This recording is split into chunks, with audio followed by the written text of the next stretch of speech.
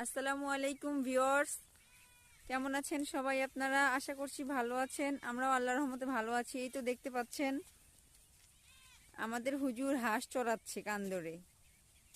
সব ধান কাটা হয়ে গেছে, কিছু কিছু আছে, এই যে দেখতে পাচ্ছেন এগুলো এখনো পাকেনি।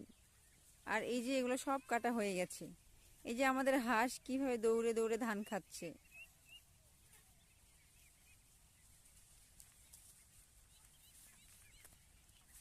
হুজুর আমাদের রাখাল হয়ে গেছে একদম। আসসালামু আলাইকুম। আমার এখানে 100 হাঁস আছে। আমি একটা মসজিদের দায়িত্বর পাশাপাশি চেষ্টা করছি অন্য কিছু করে নিজেকে স্বাবলম্বী করার। ভাবলাম অল্প সময়ের মধ্যে কিভাবে স্বাবলম্বী হওয়া যায়, এই জন্য আমি কিছু হাঁস নিয়েছি। বাসায় একটা ছোট্ট মেশিন নিয়েছি 3000 টাকা দিয়ে, এবং